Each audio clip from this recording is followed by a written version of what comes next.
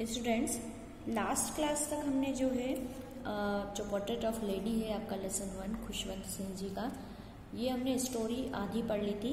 जहाँ तक स्टोरी पहुँची थी कि जो राइटर है और उनकी दादी है वो सिटी में सेटल हो जाते हैं उनके मदर फादर के पास में। उनकी फ्रेंडशिप का जो है टर्निंग पॉइंट जो है वो आ जाता है। किस टाइप से वो जो राइटर है वो इंग्लिश स्कूल में जाते हैं और दादी को जो है वो काफ़ी डिसअप्रूव करती है क्योंकि उन्हें पसंद नहीं आता कि वो इंग्लिश स्कूल में जाए। वो चाहते थे कि स्कूल ऐसा होना चाहिए जहाँ पे कुछ आध्यात्मिक शिक्षा मिले या फिर कोई प्रेयर सिखाई जाए। तो उन्हें ये भी बुरा लगता था कि वो किसी भी प्रकार से राइटर की हेल्प नहीं कर पाती। ठीक है, यहाँ तक कंप्लीट हो गया था अपना। नेक्स्ट पेज से शुरू कर रहे हैं। I would tell her to English words and little things of the Western science, learning and allowed the gravity, Archimedes principle and word being round, etc. Writer जो था वो स्कूल से आके अपनी दादी को बताता था कि आज क्या क्या पढ़ा है। तो एग्जाम्पल के तौर पे जैसे लॉ ऑफ ग्रेविटी या आर्किमिडीज प्रिंसिपल या वर्ड बीइंग राउंड, किस टाइप से इस टाइप से जो साइंस के प्रिंसिपल्स ऐसे कुछ चीज़ें बताते थे। तो दादी को इतना कुछ ज़्यादा समझ में नहीं आता था। दिस मेड हर अनहैप्पी, इससे वो ज़्यादा खुश नहीं थी। She could not help me with my lesson, मेरे लेसन में जो दादी है इतने हेल्प नहीं कर पाती थी इसलिए उन्हें अच्छा नहीं लगता था। She did not believe in the things they taught at the English school, उन्हें जो इंग्लिश स्कूल में पढ़ाया जाता था वो उन्हें ज़्यादा पसंद नहीं आता था। And was distressed that there was no teaching about the god and scriptures, इस चीज़ से वो अनहैप्पी थी कि भगवान के बारे में या वेदों के बारे में कुछ भी स्कूल में पढ़ाया नहीं जाता है। तो उन्हें ये चीज़ें अच्छी नहीं लगती थी। One day I announced that we were being given a music lesson, एक बार जो है स्कूल में म्यूजिक का लेसन जो है वो राइटर को दिया जा रहा था और ऐसा घर पे उन्होंने बताया। शी वॉज वेरी डिस्टर्ब, तो उस दिन वो बहुत डिस्टर्ब हुई। To her music has the lord association, उनके लिए जो म्यूजिक था वो बहुत ज़्यादा बड़ा एसोसिएशन जैसा था। It was the monopoly of the harlots and beggars are not meant for gentle folk, उनका ऐसा मानना था कि जो स्कूल में जो म्यूजिक सिखाया जाता है, जैसे बहुत सारे गायिकाएं या बहुत सारे सिंगर्स मिलके एक गीत को ऐसे तेज तेज लाउड आवाज में गाते हैं, तो उनको ये चीज़ पसंद नहीं आती थी। उनको लगता था कि ये तो मोनोपोली है, सब मिलके और फालतू का एक जिसे बोलते हैं हवा बनाना ऐसा कुछ कर रहे हैं। हार्लोट मतलब वेश्याएं, तो ऐसा लगता था कि बहुत सारी लेडीज मिलके जो एक गाती थी तो उन्हें ये चीज़ें पसंद नहीं आती थी। बेगर्स आर नॉट, है ना, जैसे भिखारी लोग जोर जोर से गाना गाते हैं तो उन्हें लगता था कि ये कोई गाना नहीं है, इस टाइप का कोई जेंटल फोक नहीं होता। उन्हें शांत स्वभाव के गाने पसंद थे, प्रार्थनाएं पसंद थी, तो ये चीज़ें उनको म्यूजिक में नहीं आती थी। She said that nothing but her silence mean disapproval, वो बोलती तो कुछ नहीं थी लेकिन सिर्फ चुप रहती थी, और चुप रहने का मतलब ये था कि वो इस चीज़ को डिसअप्रूव कर रही है, उन्हें पसंद नहीं आ रहा। She rarely talk me after that, और इसके बाद तो वो मुझसे बहुत ही कम बात करने लग गई थी। When I went up to the university, I was given a room of my own. जब मैं यूनिवर्सिटी में आ गया था, जब जो राइटर है वो कॉलेज में पहुंच गए थे, तो इन्हें अपना पर्सनल रूम मिल गया था। पहले तो ये दादी के साथ में शेयर करके रहते थे, लेकिन कॉलेज तक आते आते इन्हें पर्सनल रूम दे दिया गया था। The common link of friendship was stabbed, अब जो थोड़ी बहुत जो भी फ्रेंडशिप बची थी दादी और पोते के बीच में वो भी खत्म हो चुकी थी। My grand mother accepted her the secularism with resignation, उन्होंने अपना जो अकेलापन है वो स्वीकार कर लिया था, है ना, क्योंकि घर में भी वो इतना ज़्यादा किसी से बोलती नहीं थी, राइटर से ही सिर्फ ज़्यादा बोलती थी। अब राइटर भी दूसरे रूम में चले गए थे तो जो अकेलापन था उनके पास में उनने उनको पूरी तरीके से स्वीकार कर लिया था। She rarely left her the spinning wheel to talk to anyone. Spinning wheel मतलब वो व्हील चेयर का यूज करने लग गई थी इधर उधर घूमने के लिए, तो वो कभी कभार ही किसी से बात करने के लिए बाहर आती थी स्पिनिंग व्हील करके, है ना, व्हील चेयर पर बैठ के कभी कभार ही बात करने के लिए बाहर आती थी। From sunrise to sunset she sat by her wheel spinning and reciting prayers, सुबह से लेकर जो सनराइज होता था और शाम तक सनसेट तक वो सिर्फ एक ही काम करती थी, अपने व्हील चेयर को जो है इधर उधर घुमाती रहती और अपनी प्रेयर्स वो जो बोलती थी प्रेयर्स वो दिन भर रिसाइटिंग दिन भर उनको दोहराती रहती थी। Only in the afternoon she relaxed for a while to feed the sparrow. सिर्फ शाम का टाइम था, थोड़ा टाइम के लिए, जो कि वो चिड़ियाओं को दाना डालती थी, वो थोड़ा रिलैक्सिंग टाइम था उनके लिए। While she sat in the veranda breaking up bread into the little bits, hundreds of the little birds collected round her, creating a veritable bedlam of the chirpings.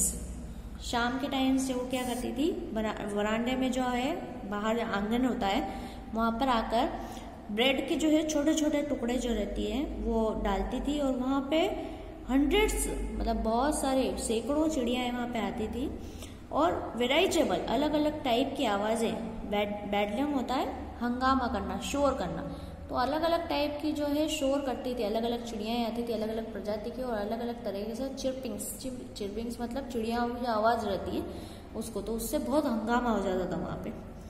Some came and the perched on her leg other than her shoulder, some even sat on her head. कुछ चिड़ियाएँ आती थी तो वो उनके leg पे बैठ जाती, कभी कोई शोल्डर पे बैठ जाती थी, कभी तो सिर पे ही चढ़ के बैठ जाती थी। शी स्माइल्ड, वो सिर्फ दादी जो है हंसती थी, but never shoo them away, पर उनको कभी हटाती नहीं थी। It used to be the happiest half hour of day for her. ये जो आधा घंटा जो होता था उनके जो दिन भर का सबसे खुशनुमा आधा घंटा था जो कि वो चिड़ियाओं के साथ व्यतीत करती थी। When I decided to go abroad for further studies, जब राइटर ने आगे की स्टडीज करने के लिए एब्रॉड जाने का, विदेश जाने का सोचा, I was sure my grand mother would be upset. तो मुझे ऐसा लग रहा था कि जो ग्रैंड मदर है, दादी जो है मेरी, वो ये जो मेरा डिसीजन है ये सुन के अपसेट हो जाएगी।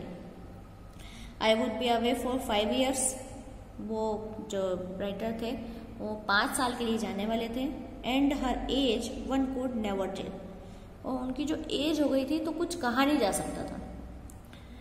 तो but my grand mother could, पर ग्रैंड मदर ने ऐसा कुछ भी नहीं करा, वो कोई अपसेट नहीं हुई।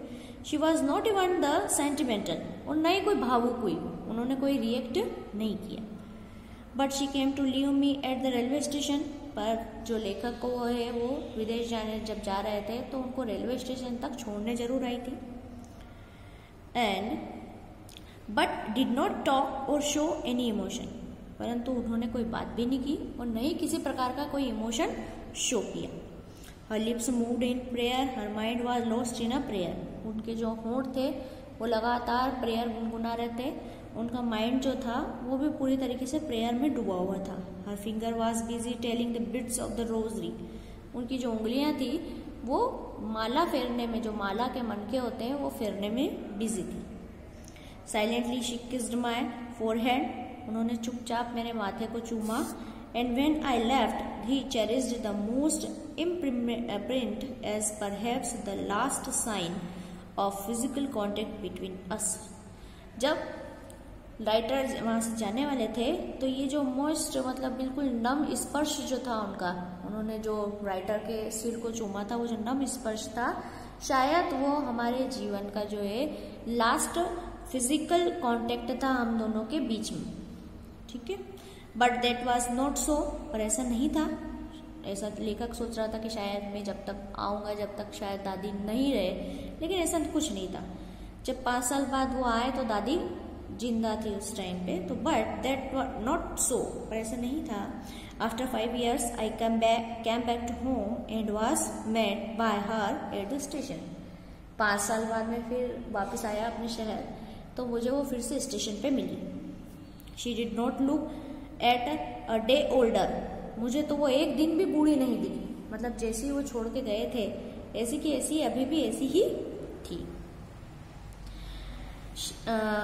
She still had no time for the words, and while she clasped me in her arms, I could hear the reciting the prayer. उनके पास में कोई वर्ड्स नहीं थे उस टाइम पे, उन्होंने लेखक को गले लगाया और वही जो प्रेयर वो गुनगुनाती थी वो प्रेयर उनकी चल रही थी। Even on the first day of my arrival, her happiest moments were with her sparrow, whom she fed longer, and the frivolous rebukes.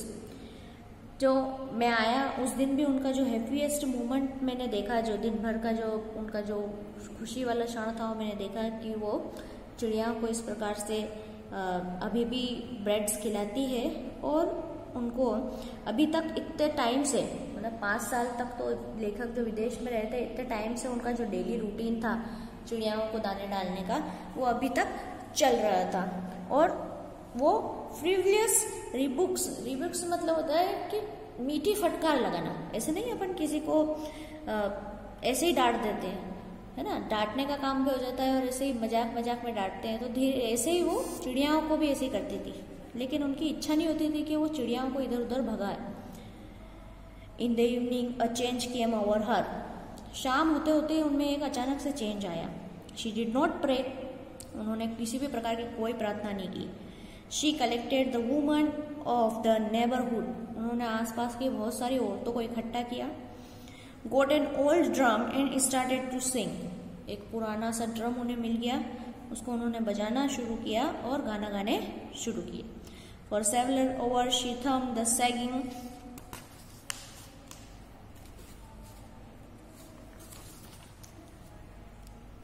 the skin of dilapidated drum। बहुत घंटों तक वो टूटे फूटे ड्रम को वो बजाती रही। And sang for the homecoming of warriors। और कौन से गाने गाते रही? जैसे कि योद्धा के घर आने पे जो गाने गाते हैं वैसे गाने वो गाती रही। She had to be pursued her to stop the overstraining। हम लोगों ने उन्हें चुप कराने की या अत्यधिक तनाव करने की या अत्यधिक काम करने की के लिए स्टॉप किया कि आप रुक जाइए, थक जाएंगी, लेकिन उन्होंने मना कर दिया। That was the first time since I had known her that she did not pray। मैंने इतनी उम्र में उनको पहली बार देखा जब उन्होंने प्रेयर नहीं की थी। The next morning she was taken ill। अगली सुबह वो बीमार हो गई। It was a mild fever and the doctor told us that it would go। बहुत हल्का हल्का सा मामूली बुखार था उनको, और डॉक्टर ने हम लोगों को ये बोला था कि ये ठीक हो जाएगा। But my grandmother thought differently। पर मेरी जो दादी थी वो अलग ही तरीके से सोच रही थी। She told us that her end was near। उन्होंने हम लोगों को बोल दिया कि मेरा जो अंत है वो अब निकट है, अब मैं नहीं बचने वाली। She said that since only a few hours before the close of the last chapter of her life she had omitted to pray। जब वो प्रेयर नहीं कर रही थी, उनके मृत्यु के थोड़े घंटे पहले ही उन्होंने ये हम लोगों को बोला था। She was not going to waste any more time talking to us। और वो क्या बोल रही थी कि अब मैं बातचीत करने में अपना समय व्यस्त नहीं करूंगी। We protested। हम लोगों ने उन्हें रोका भी सही। But she ignored our protest। परंतु हमारे विरोध को उन्होंने मना कर दिया, इग्नोर कर दिया। She lay peacefully in the bed and praying the telling her bits। वो बिल्कुल शांति से अपने बेड पे लेट गई और प्रेयर करने लगी। और बिट्स मतलब उनकी जो माला थी, मालाओं के मनके थे, बस उनके बारे में पूछ रही थी। Even before we could suspect her lips stopped। थोड़े ही टाइम में हम लोगों को लग गया कि उनके जो लिप्स हैं वो स्टॉप हो गए। ऐसा जो प्रेयर गाती रहती थी, गुनगुनाती रहती थी, उनके लिप्स जो है वो बंद हो चुके हैं हिलना।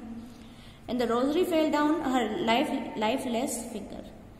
उनकी जो माला थी वो भी उनकी जो फिंगर से है वो नीचे गिर गई थी। A peaceful pallor spread her face and we knew that she was right. एक बिल्कुल गहन शांति जो थी उनके चेहरे पे छा गई थी और हम लोगों को लग गया था कि अब इनकी मृत्यु हो चुकी है। She lifted her off the bed and as a customary. हम लोगों ने उनको वहां से बेड से उठाया और नीचे लेटा दिया, जिस प्रकार से उनके दाह संस्कार की तैयारी जो है वो रही थी। Laid her on the ground and converted her in a red shroud. उनको एकदम लाल शॉल में जो है लपेट दिया था हमने, और जिस प्रकार से जो फ्यूनरल की तैयारी थी, उनकी आखिरी यात्रा की तैयारी वो हो रही थी। After a few hour of the morning we left her alone to make the arrangement for her funeral. उनके जो दाह संस्कार के लिए उनको ले जा रहे थे, फ्यूनरल के लिए ले जा रहे थे, उसके कुछ टाइम पहले ही हमने उनको अकेला छोड़ा था ताकि फ्यूनरल का अरेंजमेंट किया जा सके। In the evening we went to her room with the crude stretcher to take her to the crematorium. शाम के समय हम लोग वहाँ पे जो है जब सूर्य ढल रहा था तो वहाँ पे हम लोग एक स्ट्रेचर लेके आए ताकि उनके जो है बॉडी को दाह संस्कार के लिए ले जा सके। क्रिमिनेटेड मतलब होता है दाह संस्कार के लिए। The sun was setting down and had light room at the veranda with the blaze of the golden light.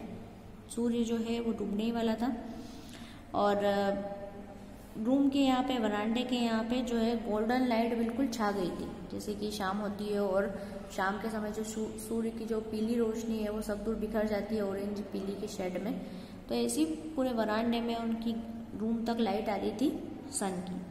We stopped half way to the courtyard. हम लोग कोर्टयार्ड जो आगे आंगन था वो हम आधे तक ही गए और रुक गए। All over the veranda and her room right up the where she lay dead and the stiff wrapped in the red shawl, जहाँ पर वो लेटी हुई थी वहां से लेके तो आधे वरांडे तक पूरी thousands of the sparrows sat scared on the floor। हजारों चिड़ियाएं वहां पे बैठी हुई थी, हजारों। There was no chirpings, और कोई चहचहाट नहीं थी, बिल्कुल चुपचाप बैठी हुई थी वो। We felt sorry for the birds to my mother fetched some bread for them। हम लोग बहुत ज़्यादा सॉरी थी क्योंकि आज उनको खाना नहीं दिया था। उनका डेली रूटीन था कि दादी उनको खाना डालती थी, तो आज उनको खाना नहीं दिया, इसलिए बहुत अंदर से शर्म फील कर रहे थे, सॉरी फील कर रहे थे। और मेरी जो मदर है वो अंदर से ब्रेड लेके आई। She broke it into the little crumbs the way my grandmother used to। जिस प्रकार से मेरी ग्रैंडमदर जो है वो टुकड़े डालती थी चिड़ियाओं को, इस प्रकार से मेरी मदर ने भी ब्रेड के टुकड़े करके चिड़ियाओं को डाले and throw it to them, और चिड़ियाओं की तरफ फेंका।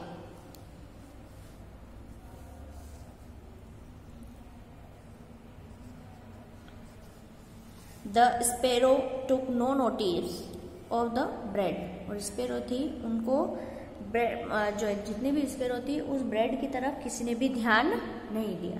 क्यों? क्योंकि वो जो ग्रैंड मदर थी जिनकी मृत्यु हो गई थी, तो वहाँ पे वो दुख प्रकट करने के लिए आई थी, नहीं कि कोई खाना खाने के लिए। तो हजारों चिड़ियाएं ब्रेड देख के भी उनके कोई नोटिस ही नहीं करा और वहाँ पे वो चुपचाप बैठी रही, नहीं कोई हंगामा करना, नहीं कुछ नहीं, बिल्कुल चुपचाप बैठी थी क्योंकि उन्हें भी दुख हो रहा था। And when we carried my grandmother course off, जब मेरी ग्रैंडमदर को अंतिम संस्कार के लिए आखिरी टाइम उठाया गया, they flew away quickly, तो वो जो जितनी भी चिड़िया थी वो चुपचाप वहां से उड़ गई। Next morning the sweeper swept the bread crumbs into the dustbin। और अगली सुबह जो स्वीपर आया, जो सफाई करने वाला आया, वो जितनी भी ब्रेड के जो क्रूब्स थे, नीचे जो टुकड़े गिरे हुए थे, वो उसने उठाकर डस्टबिन में डाल दिया। ठीक है, तो यहाँ आपका जो है ये चैप्टर क्लोज होता है। अब मैं आपको नेक्स्ट PDF में जो है क्वेश्चन आंसर सेंड करूँगी, तो वह आपको कॉपी में राइट डाउन करना है। ठीक है।